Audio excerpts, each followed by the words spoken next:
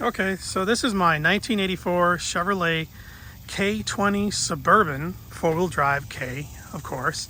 And this is not a military vehicle, but it is cloned out to look like the military vehicles, the CUCV. So this is all original CUCV parts on here from a Blazer. And it has the 6.2 liter diesel motor. Whole car passing by. Has the 6.2 liter diesel motor, J-code, civilian of course. Has the alternator, that's the normal alternator, but it does have the secondary alternator like a CUCV would be, but this is a 12 volt, 100% 12 volt system. The second alternator was just for a, it was for overlanding, and I had a second electrical system on here originally to do two different things, but it is a 12 volt system. It's not a military 24 volt thing.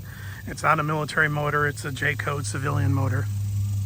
So also there's the Badlands 12K winch, which is hooked up to the shackle mounts that are used for towing and airlifting these things. So it's a good 12 volt winch. It is about 10 years old. The truck, I built this in 2013. It was originally red and I did the green, and it has a snorkel.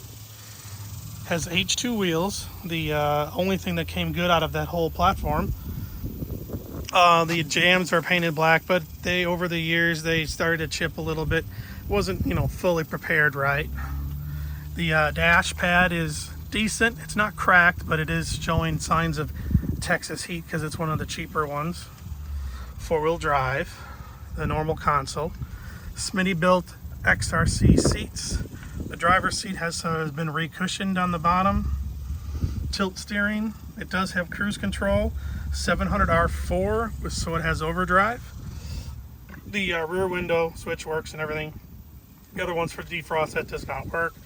And that is for the rear AC. This does not have AC in it anymore. As you saw, the driver's side where the AC was is now a second alternator. The headliner is starting to fall, but I cleaned it up, but some of that stuff is starting to come off. It's not that hard of a fix, just a upholstery shop can do that. The floor is bed lined, so it is very durable and it's easy to wash. The doors are not perfect. This came off, that little thing came off. The windows are kind of slow. It probably could use a new motor on the passenger side. The interior is good. Everything in here, all the side panelings were rhino lined, the sides and the floor, so it's very durable flooring. And there's the air conditioning system. I'll go over that on the other side. That is a inverter. I don't remember the size. 2400 watt inverter max, 1200 normal. So right there is a plug outlet for the Shoreline for 110 volts when you plug it into an outlet.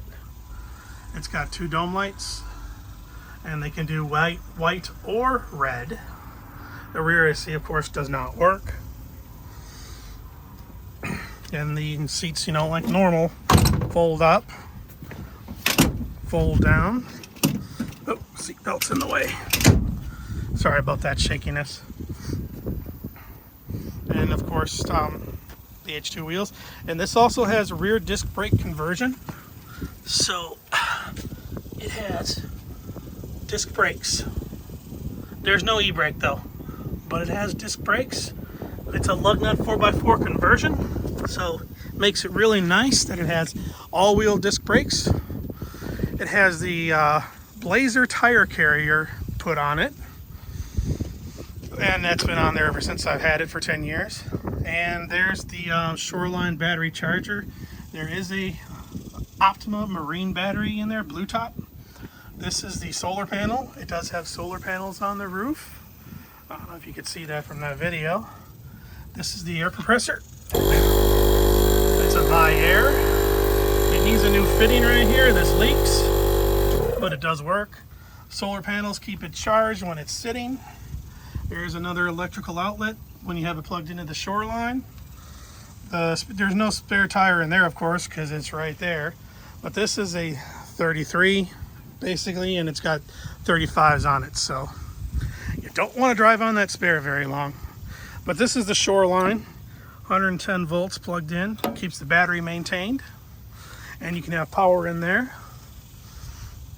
Of course, this is the other side. And I did use this for kind of overlanding, camping, and everything. So I would also have, an air conditioner on here. I would have another one of these antenna brackets. It's not on here right now. Another one of these antenna brackets right here. And I would put the air conditioner in the window, and I would plug it in to this Shoreline, and I would have AC in here, and I could sleep in here, and everything. It was really, really nice. And yeah, there you can see the solar panels. Those still work. Those are Harbor Freight. And everything in here is really about 10 years old because I built this truck in 2013. Some stuff might be 2014. Some of the accessories in here, but anyway. It's got 154,000 miles, almost 155. Of course, it is a diesel, so it's got the way to start. So let's go. There's a way to start. I mean, it's warm, it should start anyway, but you always want to wait. So, I'm gonna go over here. I didn't want to have it running when I was doing this walk around video, but you can see everything's good. I have the belt numbers all written down there if you ever need them, because that's a custom length for that alternator. And power steering, I think power steering is the same, but that's the custom length for the belt. And hydro boost, because it's a diesel. Cruise control module, it is hydro boost because it is a diesel. I don't know if you heard that, but and there's the normal alternator, and of course dual batteries. This was a solenoid. It's not being used anymore. This was when I had the two electrical systems, separated systems, but that's gotta stay in there. But it's not being used anymore. Everything's all one system now. And this is a relay for the fuel pump. It has an electric fuel pump for the block off plate, so it doesn't have a mechanical pump anymore. So let me go ahead and shut this off. But you know, normal tilt steering, all the gauges. The clock still works, I think, but I unplugged it because it was kind of noisy, so it might not work anymore because it's been unplugged for a long time. Now hood release is down here because I've got these custom speakers in here, and it's got a retro sound radio. This knob is not working right. I got to replace it. I have the knob, so I guess pretty much that's about it. Well, do walk around now. This is painted with bare house paint, flat matte paint, and it is something that people do with these military vehicles. It's not just some crazy idea I had. If you go to Steel Soldiers, it's a web page with all the military guys. A lot of military vehicles that they have get painted with this bare house paint. But after 10 years, it started to fade. I was going to paint it, repaint it, and sell it. But I'm going to try to sell it right now just the way it is for a little less. But if I did all that work, it'd be worth a lot more. But anyway, so I'll include all the paint and everything. But it's a real simple process. You can use a high foam roller or you can spray it on. And I mean, people use the paint, the bare house paint, and it sticks and it holds because it's been on here for 10 years. It's just, you know, like that paint is, it just fades. But, well, I'm kind of rambling a little bit, but I just kind of wanted to go over everything. Like I say, there's a little bit of chipping on the jams and everything because you can see it was a red truck. Or Suburban SUV, technically it's still a truck. So I guess that's about it. Thank you all.